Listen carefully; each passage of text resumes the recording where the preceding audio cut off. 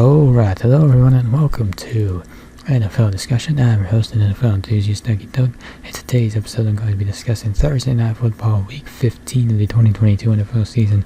So we are getting down there in the NFL season, and pretty much this game on Thursday Night Football, it had some stakes. Basically, the 49ers win this game, and the division is theirs. Honestly, it seemed rather fitting, for the 49ers to have to take the division, for the 49ers to take this division, they had to beat the Seahawks. Very fitting, and that is exactly what they did. So congrats to the 49ers on winning their division. They pretty much emerged as the favorites. Maybe not early on. I think Seattle definitely was a favorite early on in the season, but San Francisco definitely made a case for themselves, and now that division is theirs. And with that, we're going to get right into the action, starting with the 49ers. Brock Purdy completed 17 of 26 passes for 217 yards and 2 touchdowns. So Purdy also helped seal the victory with a late third down run, and with this win, as I mentioned at the top, the 49ers clinched the NFC West. So Purdy made his first career road start, and he executed Coach Kyle Shanahan's game plan with precision, though he didn't necessarily do more than was asked. For his first score, he pulled off a pair of design fakes to free George Kittle in the middle, and then hit him in stride for a touchdown that went 28 yards. For the second one, he executed another fake that left Kittle all alone by a coverage bust. Then he would hit Kittle down the left sideline, and Kittle would do the rest en route to a 54-yard touchdown. Beyond that, Purdy was unlucky to escape a 0 turnovers after he threw an interception directly to Quandre Diggs. That, unlucky for him, the safety dropped. His longest non-Kittle completion went 28 yards to backup tight end Tyler Kroft. No other pass catcher had a gain longer than 16 yards. So, in place of Jimmy Garoppolo, Purdy hasn't exactly been explosive, but it is safe to say that he's exceeding expectations. He is mostly avoiding mistakes, which is what you want, and he's also been a faithful custodian of Shanahan's vision, which I'm sure is what the coach wants. Next week, and it will be a tough test for him against that Commanders defense, and then after that, he'll play a soft defense, that being the Raiders defense.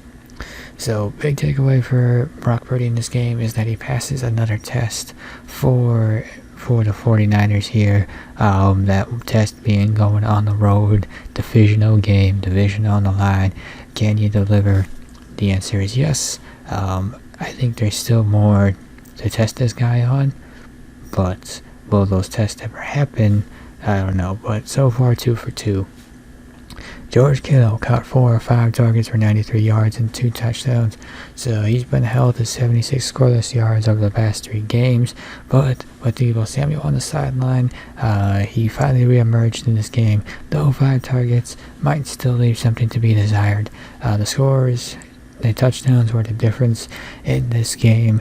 Both touchdowns featured no shortage of yards after the catch, which is a reminder of the uncommon things Kittle can do from the tight end position.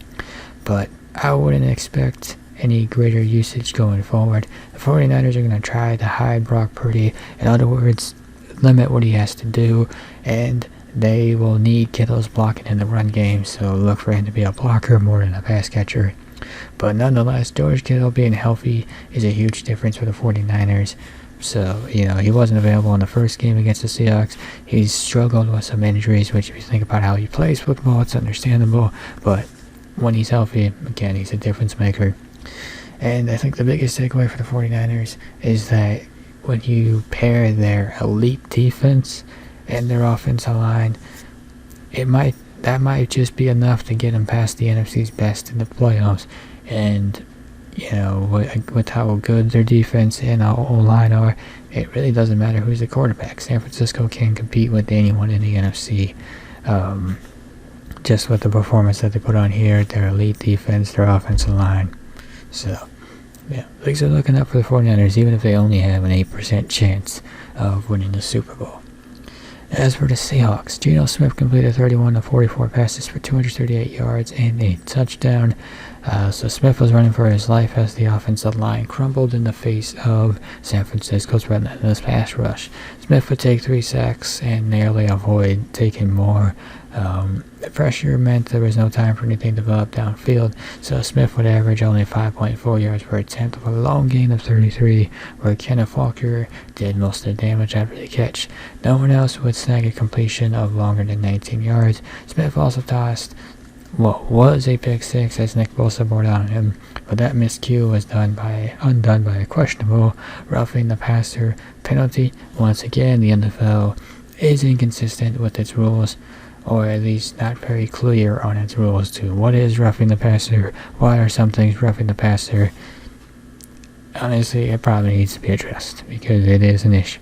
It is becoming an issue, and it would be a real shame if it rears its ugly head in the playoffs. There's nothing worse than bad calls ruining a playoff game, because those are high stakes, very serious games. You lose and you go home. We can't have officiating being the reason teams go home. But that's hopefully not a discussion for a later time. Back to Geno Smith. He hasn't been playing his best football as of late, but this poor performance, I think, was more about the pressure he was under, and things unfortunately won't get easier in Week 16, where he's likely to be put in some predictable passing situations that the Seahawks might all but be playing from behind. They might be playing from behind in Kansas City.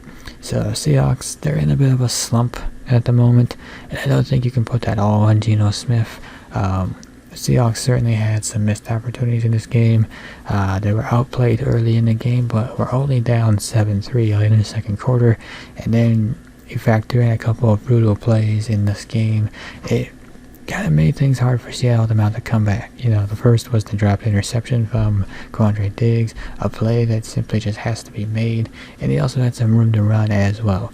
The second play would be when Travis Comer coughed up a fumble near midfield, which was recovered by the 49ers, and eventually converted into a field goal, which might not seem like that big of a deal, but that 5-play sequence cost the Seahawks a net of 6 points and possibly more. So even if one team's only putting 3 points on the board, the other team's losing out on possible points, and that would loom throughout the game when the Seahawks or 49ers took their first possession of the second half and went right down the field with it. What could have been a relatively close game became an 18-point hole for the home team, one that they simply were not able to climb out of. They did score a touchdown late, but by then too little too late. Defense couldn't make a stop on third down, so Seahawks are kind of slipping at the moment. I think they're sitting at number 8, so yeah, they gotta try to get things back on track, but it's gonna be a tall task when you gotta go into Kansas City.